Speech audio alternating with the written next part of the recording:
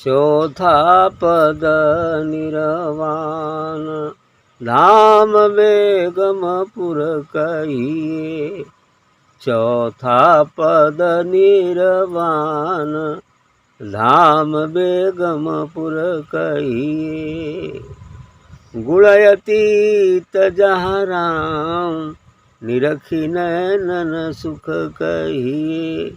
गुणयतीत जहाँ राम निरखी नैनन सुख कहिए। आद्वै रूप अखंड मंड मंडल बहुबंका। अद्वैत रूप अखंड मंड मंडल बहुबंका। जहाँ काल नहीं ज्वाल शब्दयति उठत निशंका। जहाँ काल नहीं ज्वाल शब्दयति उठत निशंका। निज पार ब्रह्मचौरी रची तहाँ शिव सहित फेरी करें।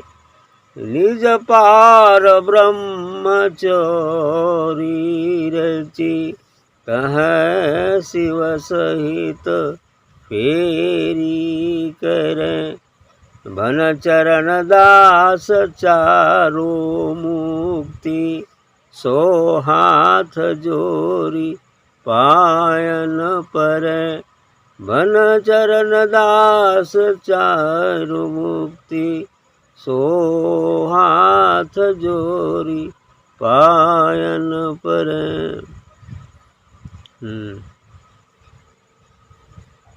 वाह भाई, अच्छी बात कहा, लेकिन चौथे पाठ की बात एक छूट गया। चौथा पद निर्वाण धाम बेगमपुर कहिए कि वह बेगमपुर चौथा पद निर्वाण जो वाणी में नहीं है, ऐसा है।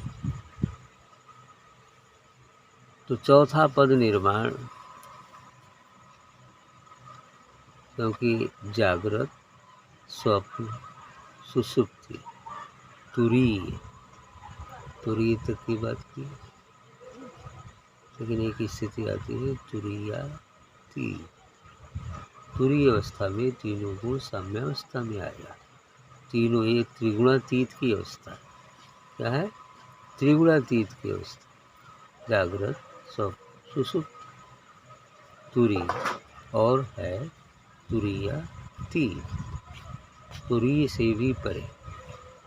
चौथा पद निर्वाण धाम बेगमपुर के लिए, यह चौथा पद निर्वाण है, इसे बेगमपुर कहा जाता है। बेगम का अर्थ होता है जहाँ कोई गम नहीं, कोई चिंता नहीं, कोई परवाह नहीं। वहाँ जाने के बाद सब सूझ भूल जाती है। उसमें लीन होने के बाद क्या होता है? संसार का ख्याल ही गायब हो जाता है। ये पद ही ऐसा है, ये आनंद ही ऐसा होता है कि वहाँ पहुँचने के बाद सब सूझ भूल जाती है।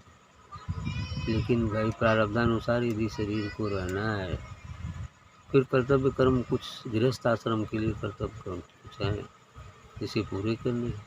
यदि वो संन्यास में है तो कोई बात नहीं, अब मन चाहे जितना उसी में चढ़े रहे, कोई दिक्कत नहीं। कर गुण अतीत जहाँ राम निरखी नयनन सुख कहिए। ये गुण अतीत है, तीनों गुणों से परे। अभी जो बताया त्रिगुणातीत है, तीनों गुणों से परे की अवस्था। सतोगुण, रजोगुण, तमोगुण, ये तीनों गुणों से परे की अवस्था है जहाँ राम निरखी, जहाँ हम रमता है सो राम को देख लेते, अर्थात अपने निस्वरूप को पहचान लेते। निरखी नयनन सुख कहिए। अब वहाँ आँखों से देखो क्या सुख कहा जाए, उस सुख का तो वर्णन किया ही नहीं जा सकता, लेकिन कह रहे हैं कि नयनन सुख कहिए, नयनों को भी सुख प्राप्त हुआ। ठीक। अद्वैत रूप अखंड मंड मंडल बहुबंका, ये अद्वैत रूप है। द्वैत, अद्वैत, लेकिन एक स्थिति बनती है जिसे हम द्वैताद्वैत कहते हैं। द्वैत भी है, अद्वैत भी है और दोनों नहीं भी है, दोनों से परे भी है। ये चीज़ें आ जाती है जिसे द्वैताद्वैत की स्थिति कहते हैं। द्वैत भी उसी में है, अद्वैत भी उसी, ठीक। क्योंकि उसी द्वैताद्वैत से अद्वैत भी बना और द्वैत भी बना, है ना। बस यही है, ठीक। वाष्प है, फिर ये निर्गुण निराकार जो कहते हैं, अद्वैत जल हो गया और द्वैत में हो गया बर्फ हो गया। तीन स्थिति हर चीज़ की होती है, बस यही चीज़। तो ये चीज़ें हैं कि गुण अतीत जहाँ राम निरख नयन सुख कहिए कि वह गुणों से अतीत है, त्रिगुणातीत है। सतोगुण, रजोगुण, तमोगुण, ये तीनों गुण हैं, ये हर मनुष्य में विद्यमान रहते हैं। सतोगुण, रजोगुण और तमोगुण, जिसके कारण वो कभी सतोगुण में रहता है, कभी रजोगुण में रहता है, कभी तमोगुण में भी हो जाता है।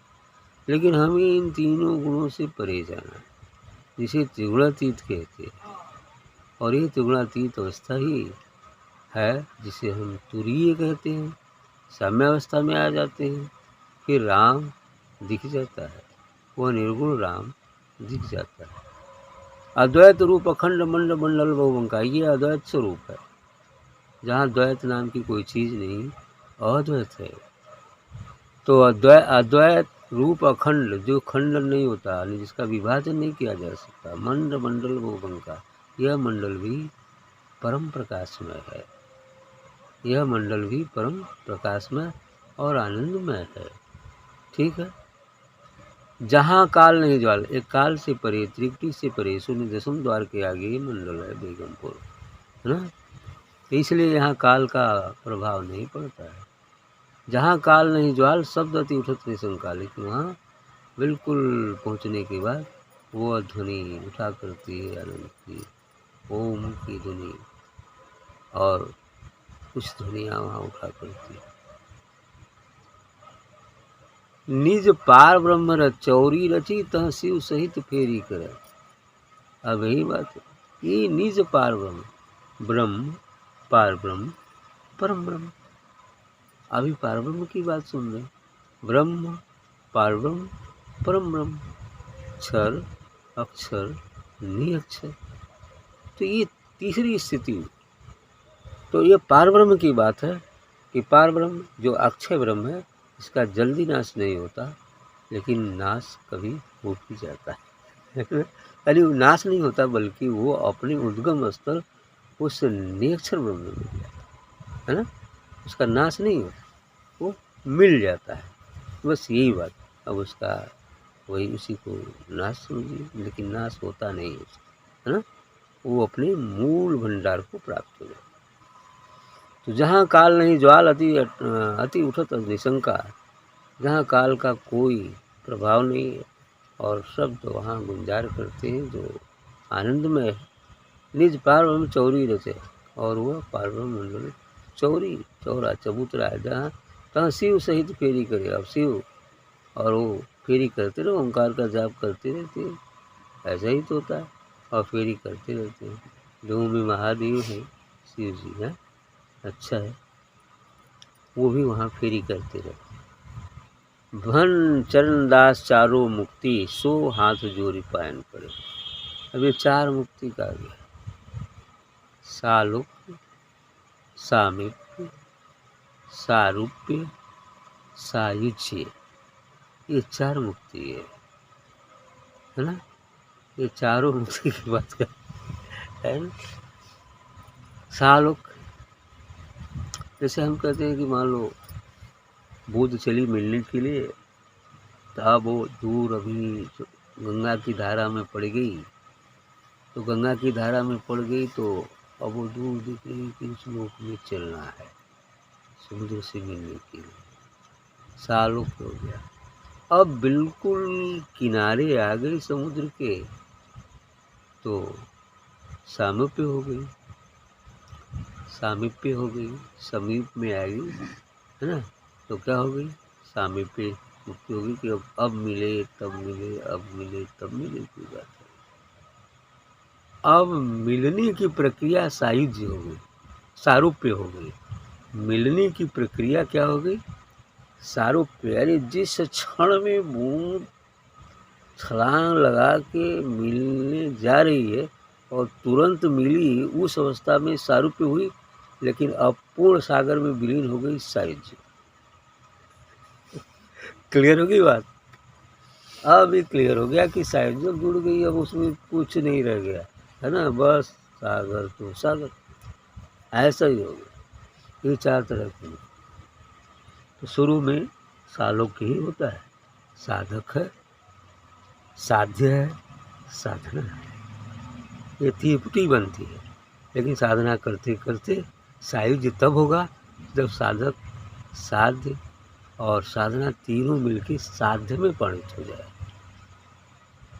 जब साध्य में परिणत हो गया, फिर हो गया काम, सायुज्य मुक्ति हुई। ऐसे जुट जाना, है ना। तो शरणदास चारों मुक्ति सो हाथ जोड़ पायन पड़े, इसलिए हाथ जोड़कर पाँव पड़ता है सदगुरु की, सायुज्य मुक्ति हो जाए। ठीक, बस।